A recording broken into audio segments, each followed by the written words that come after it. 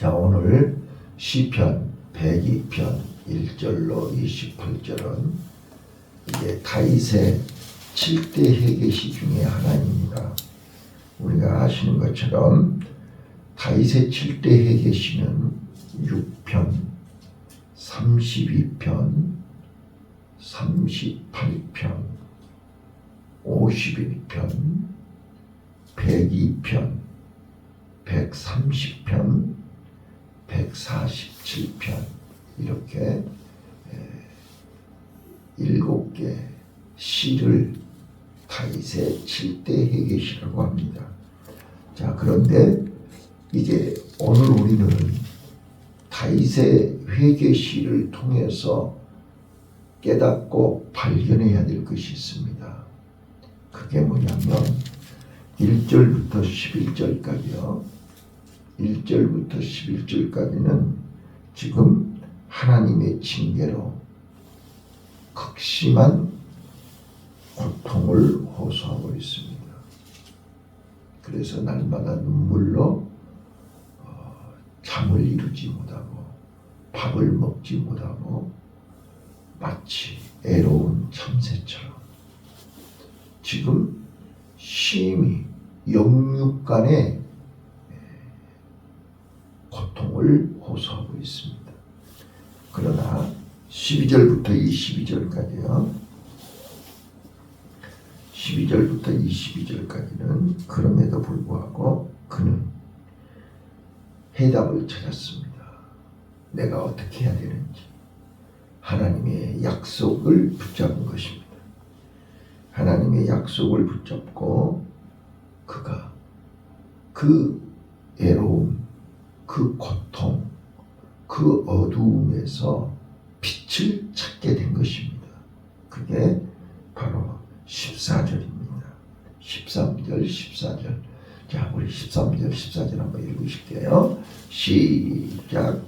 주께서 일어나사 시온을 긍휼히 여기시리니 지금은 그를 긍휼히 여기실 때라. 정한 기한이 오미니이다. 주의 종들이 시온의 돌들을 즐거워하며 그 뒷골도 연율히 여기나이다.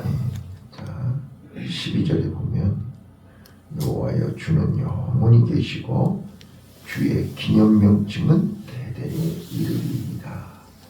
지금 내가 극심한 고통 중에 하나님을 바라본 것입니다. 하나님의 언약을 기억한 것입니다. 그리고 하나님께서 회복시켜 주실 것을 믿는 것입니다. 자, 그래서 하나님께서 일으켜 주시고 하나님께서 회복시켜 주셔서 16절 대저 여호와께서 시온을 건설하시고 그 영광 중에 나타나셨습니다.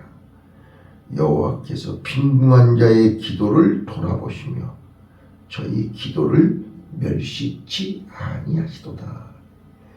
그래서 그는 최악의 상황에서 내가 살 길이 뭐냐? 하나님을 바라본 것입니다. 어제도 말씀드렸지만 고난의 겉옷을 벗으면 하나님이 예비하신 축복이 기다리고 있는 것입니다. 다윗은 회개를 통해서 하나님이 다시 일으키시고 회복시켜 줄 것을 확신했습니다. 자, 그래서 마지막 23절로 28절 그는 고백합니다. 이제 23절 한번 읽으실게요. 시작. 주가 내 힘을 중도에 쇠약케 하시며 내 날을 단축케 하셨도다. 네, 지금 나는 말로 다 할 수 없는 지금 죽기 직전이라고 말이잖아요. 그럼에도 불구하고 하나님께서 내 기도를 들으시고 이제 26절 천지는 없어지려니와 시작.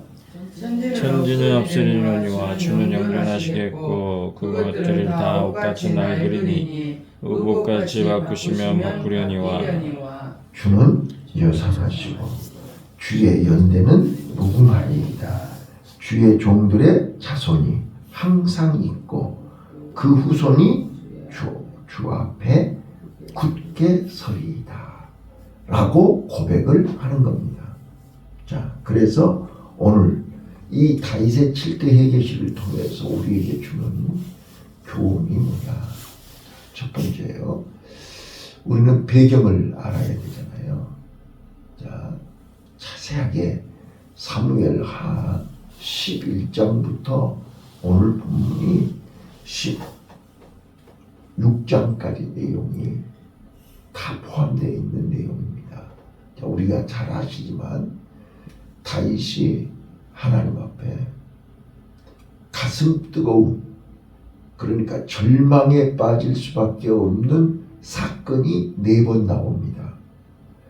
11장, 12장, 13장, 14장은 이제 건너뛰고 15장 이렇게 해가지고 4번 가슴 뜨거운 일을 겪는데, 첫 번째요.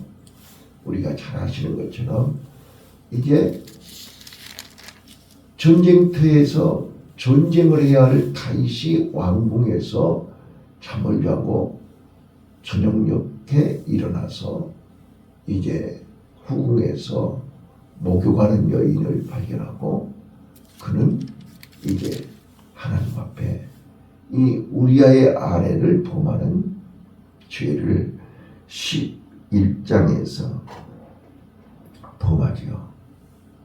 그리고는 이제 우리아를 이제 전장에 보내서 죽이는 엄청난 짓을 하고 말았습니다.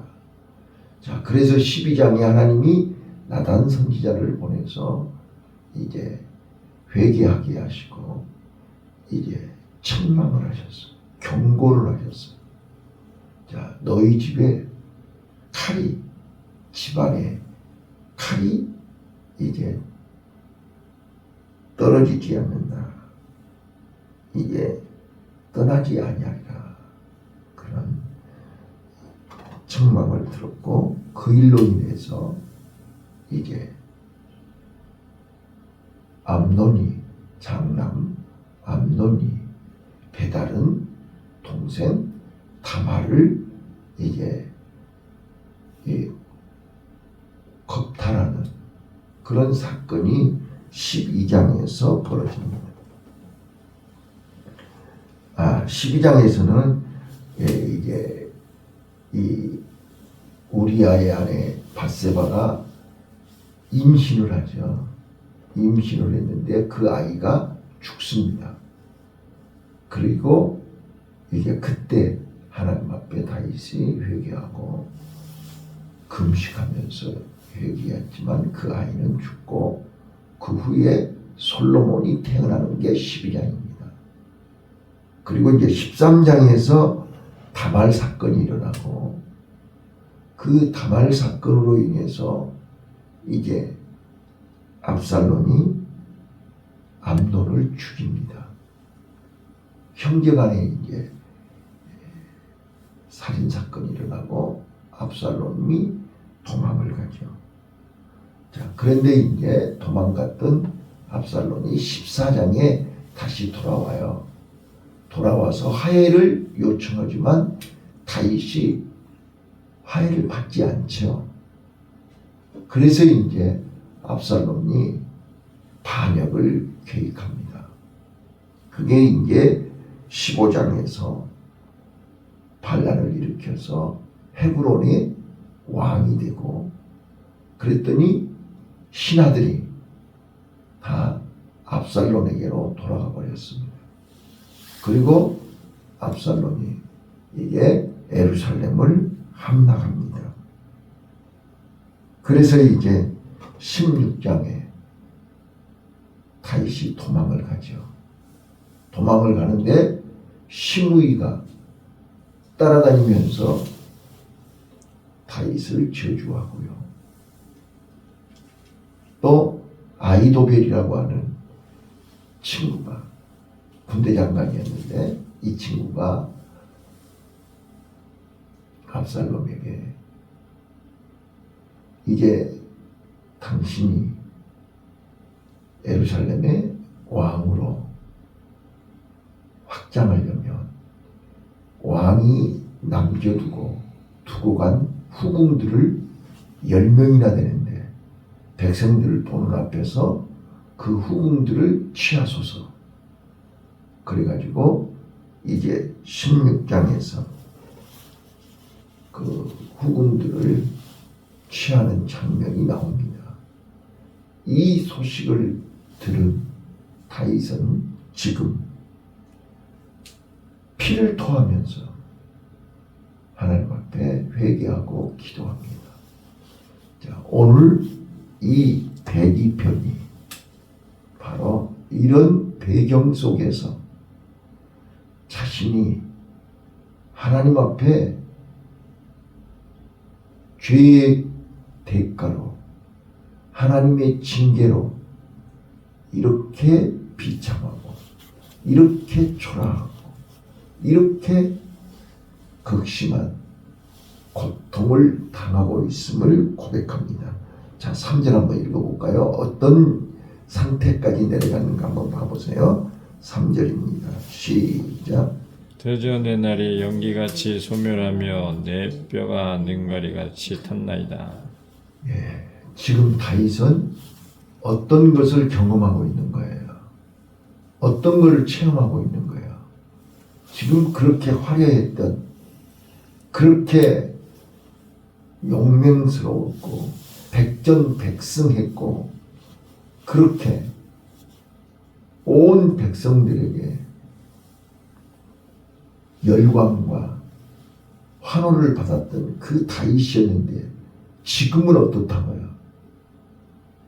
자기의 한날이 연기같이 사라진다. 그러면서 자, 4절 5절 읽어볼게요. 시작.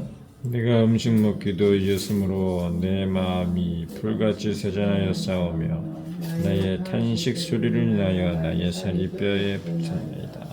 네. 자, 지금 내 날이 연기같이 소멸되고 내가 음식 먹기도 잊었으며 지금 음식을 먹을 수가 없는 거지요. 먹고 싶지도 않는 거지요. 먹을 수가 없는 거라니까요. 그래서 매일같이 식음을 전폐하고 하나님 앞에 지금 몸부림치고 있는 거지요. 내 마음이 불같이 세잔하여 싸우며 나의 탄식 소리를 인하여 나의 살이 뼈에 붙었나이다. 완전히 지금 뼈만 앙상하다 그 말이죠. 맨날 며칠을 못 먹고 잠을 자지 못해서 살아있으나 산송장 같다 그 말이에요. 뿐만 아니고요. 6절 시작. 나는 광야에 당하세웠고 황폐한 곳에 부엉이같이 되었사오며 7절. 내가 밤을 새우니 지붕 위에 외로운 참새 같으니이다. 내가 밤을 새우는데 누가 내 곁에 있는 사람이 없는 거예요. 외로운 참새 같다. 자, 지금 3절부터 쭉 읽었는데 어때요? 지금 다윗의 처지, 다윗의 형편, 다윗의 심정, 다윗의 상황이 어떤 상황인지 이해되셨죠? 네. 그래서 이렇게 힘들고 고통스럽고 괴로운, 그래서 이 지구상에서 나 혼자 남은 거예요. 이제는 더 이상 희망이 없는 거예요. 그런데 거기에다 한술 더 떠서 8절. 자, 읽어보세요. 8절 시작. 네 원수들이 종일 나를 해방하며 나를 대하여 미칠 듯이 날 치는 자들이 나를 가리켜 맹세하나이다. 예, 원수들이 나를 조롱하고 비난하고 비웃는 거예요. 시므이 같은 놈은 심지어는 따라다니면서 뭐라고 해요? 개 같은 놈이라고. 주인을 몰라보는 개 같은 놈이라고. 네? 사울왕을 배신했다고. 온갖 비난을. 얼마나 한이 맺혔으면 인종할 때 솔로몬에게 이 시므이를 용서하지 말라고 얘기했겠냐 그 말이에요. 그 정도로 지금 다윗이 일생 동안 다윗 평생에 이런 수모와 고통을 경험하는 거예요. 바닥까지 내려가는 거예요. 자, 그런데 9절 나는 재를 양식같이 먹으며 나의 마심에는 눈물을 섞어 싸우니. 날마다 눈물이 아니면 살 수가 없는 거예요. 눈물로 그동안 내가 지금까지 살아온 것을 하나부터 열까지 다 펼쳐놓고 회개하는 거예요.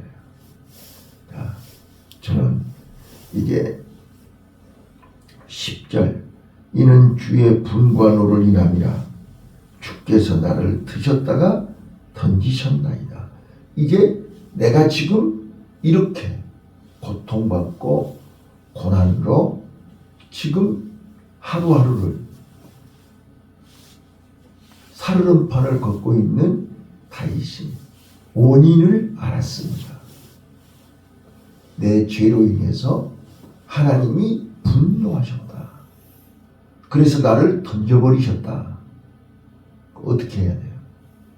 다시 하나님의 그 분노를 회개하여 분노에서 다시 이제는 하나님의 긍휼을 힘입어야 된다.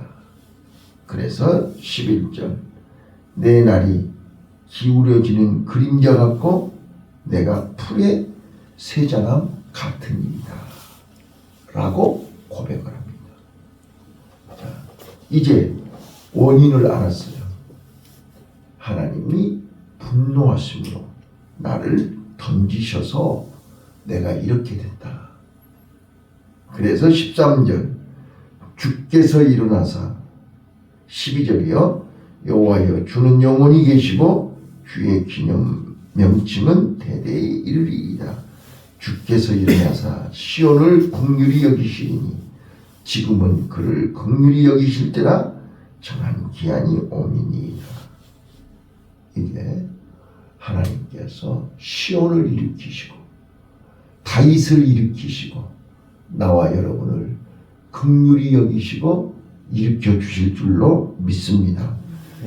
그래서 4절 14절이요 주의 종들이 시온의 돌들을 즐거워하며 그 티끌도 연홀히 여기나이다. 자, 저는 여기까지 보면서 하나님께서 반드시 회개하고 하나님께로 돌아오면 내 몸만 돌아오는 것이 아니라 마음도 돌아오고 내가 왜 하나님의 진노, 분노, 하나님께서 던져버리셨는지 그 이유를 정확하게 알고 이제 그것을 회개하면 그것을 고치면 그것을 바꾸면 하나님은 반드시 다시 일으켜 주신다는 거예요. 회복시켜 주신다는 거예요. 이걸 다윗은 안단 말이에요. 그는 어려서부터 하나님을 너무나 가까이 하나님을 많이 경험했고 체험했기 때문에 그는 바로 하나님 앞에 회개하고 일어설 수 있었습니다. 그래서 여호와께서 19절이요 여호와께서 그 높은 성소에서 하감하시며 하늘에서 땅을 감찰하셨으니 이는 갇힌 자의 탄식을 들으시며 죽이기로 정한 자를 해방하사. 이제 하나님께서 내 기도를 들으시고 하나님께서 응답하시되 어디서요? 성소에서. 성소에서 우리의 기도를 들으시고 성소에서 우리의 회개하는 모습을 보시고 이제 죽이기로 정한 자를 해방하셨다. 살려주셨다. 그래서 여호와의 이름을 시온에서 그 영예를 예루살렘에서 선포하게 하려 하십니다. 오늘 우리는 사는 동안 하나님 앞에 우리는 순간 잘못 생각하고 순간 내 의지와 상관없이 우리는 어두움에 빠질 수 있습니다.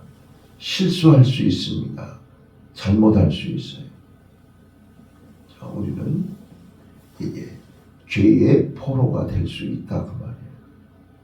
어두움에 빠져서 한 번 빠지면 우리는 계속 연결이 돼서 거기서 나오려고 몸부림칠수록 더 깊이 빠져버려요. 한 번 우리가 거짓말을 하면 계속 꼬리를 물고 그거를 또 합리화해야 되고 그거를 또 합리화해야 되고 계속해서 꼬리에 꼬리를 물게 돼요. 자,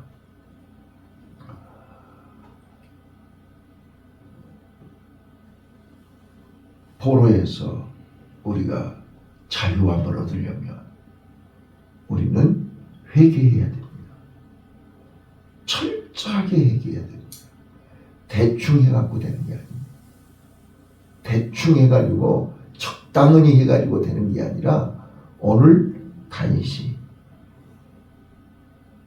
4절 5절에서 고백했던 것처럼 1절부터 11절까지 고백했던 것처럼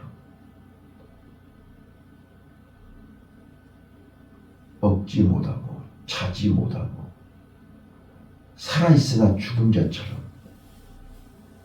철저하게 깨닫고 고백하고 다짐하고 결단해야 되는 것입니다. 그게 바로 어제 말씀드렸던 것처럼 하나님이 이스라엘 백성들을 가나안으로 들어가기 전에 홍해 바다를 건너게 하시고 광야에서 40년 동안 철저하게 자신을 발견하고 자신의 연약함을 인정하고 자신의 부족함을 인정하고 자신의 죄와 허물을 고백하고 그걸 깨닫고 나면 해답을 찾는다니까요. 그거이 깨달아질 때 답이 보인다니까요. 바닥까지 내려가야 길이 보인다니까요. 그게 바로 하나님의 헤세드의 사랑이에요. 그게 바로 십자가의 사랑이에요. 그것이 곧 하나님이 우리에게 살 길을 가르쳐 줬는데 그것이 십자가란 말이에요. 십자가를 붙들어야 사는 거예요. 십자가 앞에 답이 있어요. 십자가를 붙잡는 순간 생명의 기운이, 생명이 내려오는 거예요. 십자가를 붙잡는 순간 짠 하고 마음 문이 열리는 거예요. 거기에 빛이 들어오고 생명이 들어오고 거기에서 이제 우리가 보라, 이전 것이 지나가고 새 것이 되었도다. 그리스도 안에서 우리는 완전히, 자 보세요. 오늘 마지막 절을 보시면 1절 2절의 다윗이 아니잖아요. 네? 조금 전까지 다윗은 애로운 지붕 위에 있는 애로운 천사와 같다고 그렇게 탄식하며 그렇게 절망하며 낙심하고 있었던 다윗이었어요. 근데 그가 하나님의 언약을 붙잡고 하나님 앞에 기도하고 하나님이 응답하시니 마지막 이제 28절 같이 읽겠습니다. 시작. 주의 종들의 자손이 항상 있고 그 후손이 주 앞에 함께 서리이다 하였도다. 이렇게 변화되는 거예요. 이렇게 바뀌는 거예요. 이렇게 확신하는 거예요. 이런 믿음이 생기는 거예요. 이거는 하나님이 주신 은혜입니다. 하나님이 주신 축복입니다. 하나님이 주신 선물입니다. 자, 그래서 우리에게 이런 메시지를, 이런 약속을 주신 거라고요. 너희도 최악의 상황에서 하나님의 언약을 붙잡아라 그런 거예요. 자, 바디메오가 나사렛 예수라는 소문을 듣고 다윗의 자손 예수여라고 부르짖는 순간 예수님은 발걸음이 멈췄고 그를 불렀고 그에게 물었고 내가 너에게 무엇을 하여 주기를 원하느냐? 보기를 원하나이다. 네 믿음이 너를 구원하였느니라. 오늘 우리는 내 믿음이 나를 구원하는 축복의 주인공이 되시기를 바라요. 이번 사순절 고난주간, 이게 다음 주가 고난주간인데 우리가 이 고난주간에 다시 한번 예수님의 고난이 곧 내 고난이잖아요. 내가 일생 동안 지고 가는 고난, 내가 내 자력으로 벗지 못하는 고난, 내가 지금까지 포로 생활했던 그 포로, 사람의 포로, 물질의 포로, 환경의 포로, 눈에 보이지 않는 내 과거의 포로, 상처의 포로, 집착의 포로, 탐욕의 포로, 아무튼 우리는 여러 가지의 가지가지 쇠사슬에 묶여서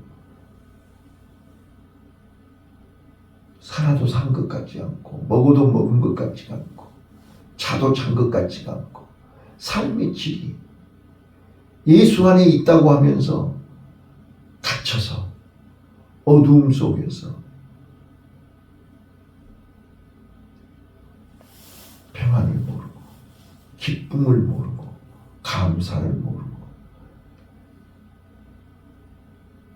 자, 오늘 그리스도 예수 안에서 단번에 바울과 실라가 밤중에 하나님 앞에 찬송을 하며 기도할 때 착고가 풀리고 옥문이 열리고 지진이 일어났던 것처럼 오늘 우리 마음속에 지진이 일어나시기를 바라요. 마음속에 모든 착고가 옥문이 열리는 풀리는 기적이 있으시기를 예수님 이름으로 축원합니다. 기도하겠습니다.